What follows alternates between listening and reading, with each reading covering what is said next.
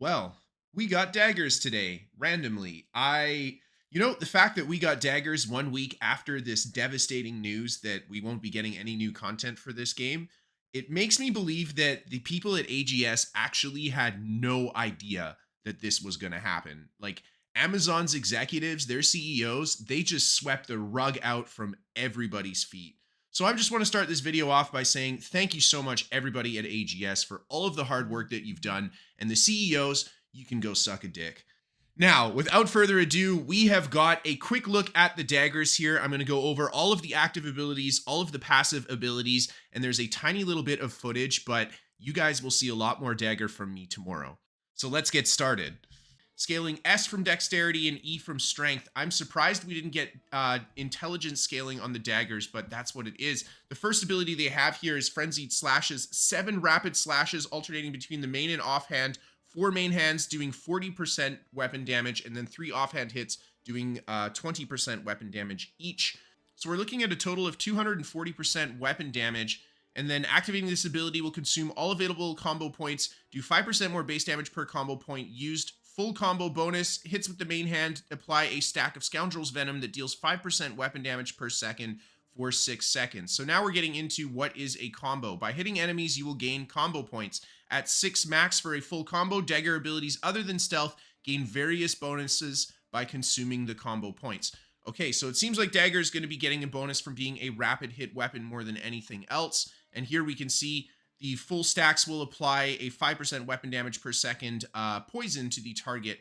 And then on top of it, you gain a 20% movement speed after Frenzied Slash has ended. And we can tell that this is not quite ready yet because this doesn't even show us how long of the speed bonus will last for. So yeah, and then on top of it, we got Bolstered Confidence. When you hit a target with Frenzied Slash 5 or more times, your next ability within 10 seconds does 25% more base damage. Oh my god, that could be huge for setting up big combos. 14.3 second cooldown on this as well. I am sitting at a very few refreshing, so that's a 15-second cooldown on that ability. Yeah, not bad at all. 30-second cooldown on the double neck stab. Lean towards your opponent and stab down, aiming for the weak spot, dealing 160% weapon damage. Activating this ability consumes all available combo points, dealing 5% more base damage per combo point consumed. And this attack has a 10% critical or 100% critical hit chance. Very powerful move for 100% crit chance. Let's see here, 5% more base damage per combo point consumed, so even more base damage per combo point. It looks like going for like a Frenzied Slash into the double neck stab is going to be very strong. Inflict Weaken, reducing the target's base damage by 15%.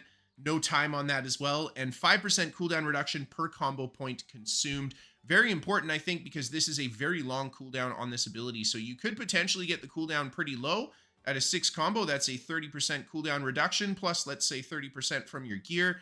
You could be looking at a 10-second double neck stab cooldown, so that's very, very good. Thrusting Slice, dash forward, slashing your opponent as you move by them, dealing 100% weapon damage. So looks like kind of a gap closer here. It can be repeated if you hit an enemy and you have 3 combo points available to consume. Very interesting. So a double gap closer in a way. And then hitting an enemy lowers the cooldown of other abilities by 5%. And then reduce the combo points consumed per extra activation from 3 to 2. And then let's take a look at the stealth side of things. Yes, there is going to be stealth in the game. I'm very scared. Ambush, a low double slash that deals 150% weapon damage, roots your target if you hit them from behind or from stealth. Activating this ability consumes all combo points, dealing 5% more base damage per combo point. At the full combo bonus, you apply a root if you hit them from behind or from stealth. Or sorry, you don't need to hit them from behind or stealth to apply that root. Very interesting skill. 20-second cooldown on it. Ambush inflicts disease. Oh my gosh, 30% disease for 10 seconds. Very powerful. And then hitting enemies rooted by ambush or that already have Ren stacks on them from this upgrade will add a Ren stack lasting 3 seconds. Each stack will lower the armor by 2%. For a max of 10 stacks, so it looks like more rapid hits from that. And then after ambush root expires, the target is inflicted with a 30% slow. Very powerful. Holy crap. Very powerful ability. Hitting this from stealth is going to be very debilitating to your opponent. Crippling Sling We've got throw a dagger that deals 150% weapon damage, applies a slow if you hit from stealth or hit from behind, and this can be repeated if you have 3 combo points available. Oh my god, a repeatable 150% weapon damage throwable move. That seems really strong. Really, really strong.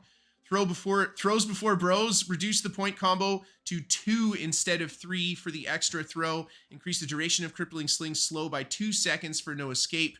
And then venomous delivery. The scoundrel venom crippling sting will now apply scoundrel venom, dealing 5% weapon damage per second for 6 seconds. And then the last ability we have here, and probably the scariest one, is stealth. Enter a state of stealth that makes it harder for enemies to see you.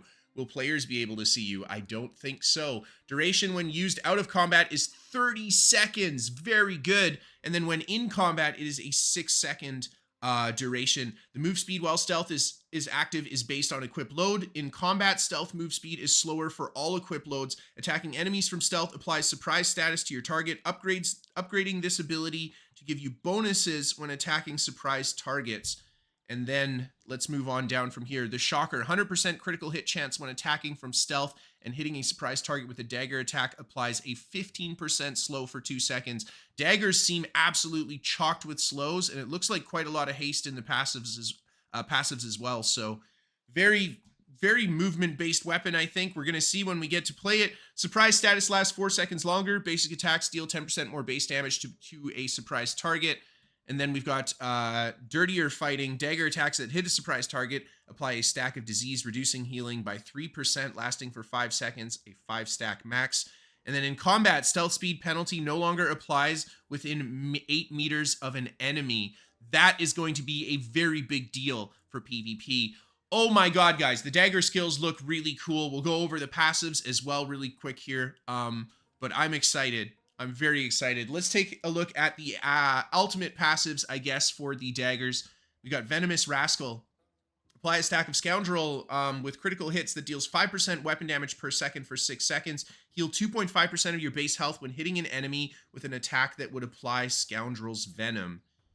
Interesting. So any critical hit will heal you 2.5% of your base damage. So very big lifesteal setup through this passive here. And then on the right side, we get the Extra Assassin Knee.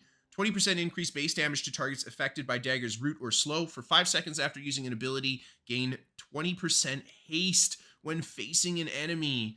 Oh my god, man. This is like the Great Axe passive plus more damage. I don't even know what to say. This is a really good passive. It's very similar to the Great Axe passive in a lot of ways, but wow, these are really good. Critical hit chance increased by 10% when using daggers. Deal 10% more base damage to targets inflicted with Scoundrel's Venom. On critical, gaining 20% haste for 2 seconds. We got more haste on the dagger. Hitting with a heavy attack will remove 1 damage over time effect from yourself. If you hit an opponent with an ability while at full health or while at full combo, you gain 30% stamina regen for 3 seconds. If you hit an ability without full combo points, you gain grit on basic attacks for 10 seconds or until you use an ability. Oh, wow. Very interesting passive there. Grit on the daggers. Hitting an enemy with the final attack of your light attack chain will apply an effect based on your equip load. Light or medium is a 15% weaken, and heavy is a rend, reducing armor by 15%.